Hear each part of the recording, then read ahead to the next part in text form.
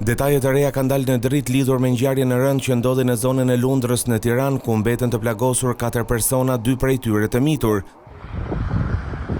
Duket se ekzekutimin e Lezhë, ku mbeti i vrarë Gjovalin Prendi, mund të ketë lidhje dhe me ngjarjen në Lundër, kjo për shkak se autorët dyshohet se kanë ngatëruar shënjestër. Sipas burimeve, gruaja e Roan Brahimit, babait të cilët u vra po të njëjtën në lokalin e tij në Llan të Lezhës, rezulton se përdor makinë të ngjashme me atë të 4 personave të plagosur në Lundër. Madje bashkëshortja e Brahimit ka dhe shtëpinë afër me familjen Demiraj, fëmijët e të cilës mbeten të plagosur. Burime bëjnë me dije se ka dyshimet e forta që të plagosurit janë qelluar gabimisht. Kjo është një nga pistat ku është fokusuar policia, megjithatë nuk përjashtojnë pistat e tjera që kanë të bëjnë me familjen Demiraj. Plagosja katërfisht u shënua rreth orës 21:50 në afërsitë të tregut agro-ushqimor në kryeqytet, ku 4 personat ishin duke udhëtuar me mjetin e tyre tip G klas. Në këto momente një motor është afëruar dhe ka qelluar me breshëri plumbash në drejtim të tyre, duke plagosur drejtuesin e mjetit, 34 vjeçarin Aren Stafa dhe 19 vjeçarin Kian Mullahi.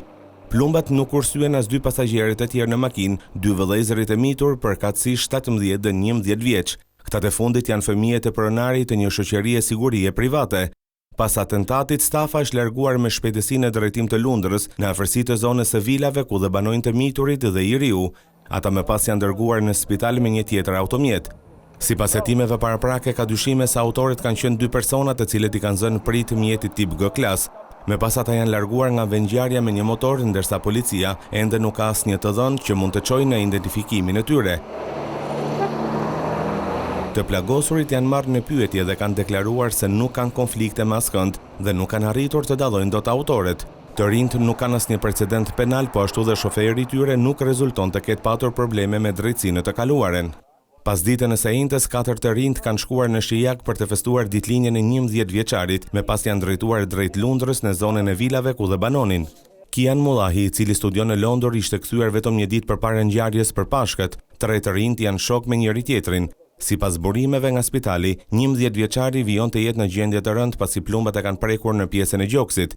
Vëllai i tij 17 vjeç është dërguar për mjekim në një spital privat në kryeqytet. 2 të tjerët, 19 vjeçari Kian Mullahi dhe 34 vjeçari Aren Stafa, janë jashtë rrezikut për jetën.